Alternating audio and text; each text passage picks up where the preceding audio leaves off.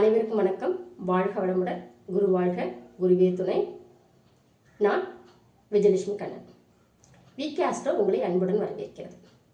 இன்னைக்கு நம்ம பார்க்க இருக்கிறது என்ன அப்படின்னு பார்த்தீங்கன்னா, யார் பேரு புகழோட வாழ்வாங்க. ஒரு மன்னர் போல ஒரு வாழ்க்கை, மக்கள் மத்தியில ஃபேமஸா இருக்கக்கூடிய ஒரு நல்ல வாழ்க்கை யார் வாழ்வாங்க அப்படின்னு பார்க்க போறோம். லக்னம் நின்ற வீட்டிற்கு 9ஆம் அதிபதி. லக்னம் என்னன்னு பார்க்குறோம். அந்த லக்னத்திற்கு 9ஆம் அதிபதி யார்? லக்னாதிபதி நின்ற வீட்டிற்கு 9ஆம் அதிபதி. லக்னாதிபதி யாரு, அவர் எந்த வீட்டில் நிற்கிறாருன்னு பார்க்குறோம். அங்கிருந்து 9ஆம் அதிபதியை எடுத்துக்கிறோம். இந்த ரெண்டு பேரும் ஒரே இடத்துல இருக்கிறது, கிரக சேர்க்கையா ஒரே வீட்டில் இருக்கணும். இதுக்கு அடுத்தது ராசியை பார்க்கணும். ராசினா சந்திரன். சந்திரன் என்ற வீட்டிற்கு 9ஆம் அதிபதி. இப்போ சந்திரன் வீட்டு அதிபதி ஒருத்தர் இருப்பார் இல்லைங்களா, அந்த வீட்டதிபதி எங்க நிற்கிறாரோ அங்கிருந்து 9ஆம் அதிபதி. இவங்க ரெண்டு பேரும் சேர்ந்து ஒரே வீட்டில் இருக்கணும்.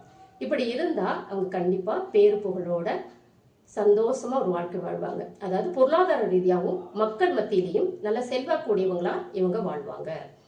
இப்போ உதாரணத்துக்கு ரஜினி ஜாதகம். ரஜினிகாந்த் ஜாதகம் பார்த்தீங்கன்னா சிம்ம லக்னம்.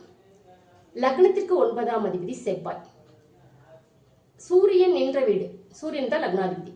சூரியன் நிற்கிறது வந்து விருச்சகத்துல இருப்பார். அவருக்கு விருச்சகத்திலிருந்து 9ஆம் இடம் கடகம்.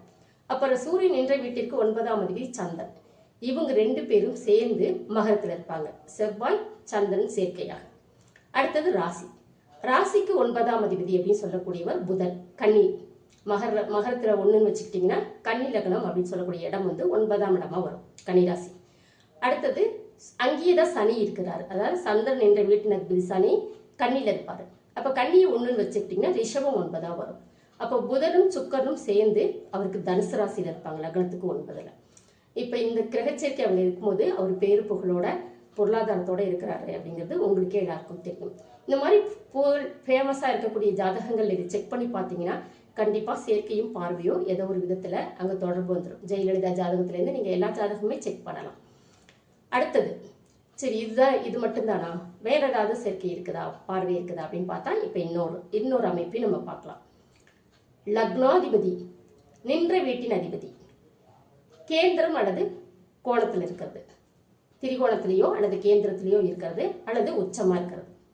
அடுத்தது நம்ம சந்திர லக்னம் சூரிய லக்னம்னு பார்ப்போம். சந்திர லக்னம் பார்க்கும்போது சந்திரன் எடுத்துக்கிறோம்.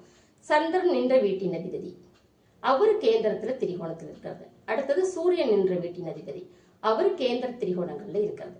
இந்த மூணு பேரும் லக்னாதிபதி, அவர் நின்ற வீட்டின் அதிபதி எடுத்துக்கிறோம், சந்திரன் நின்ற வீட்டின் அதிபதி, சூரியன் நின்ற வீட்டின் அதிபதி. இந்த மூணு பேரும் கேந்திர திரிகோணத்துல நல்ல விதமா இருந்தாங்க, கெட்டு போகாம இருந்தாங்கன்னா அந்த ஜாதகமும் நல்ல மன்னரை போல வாழக்கூடிய ஒரு ஜாதக அமைப்பா இருக்கும். மீண்டும் தொடரலாம். அடுத்த பதிவில் பாக்கி கிரக அமைப்புகளை நம்ம பார்க்கலாம். நன்றி. உங்கள் வாழ்க்கை வளமாகட்டும். இப்படிக்கு என்றென்றும் அன்புடன் உங்கள் விஜயலட்சுமி கண்ணன். வாழ்க வளமுடன்.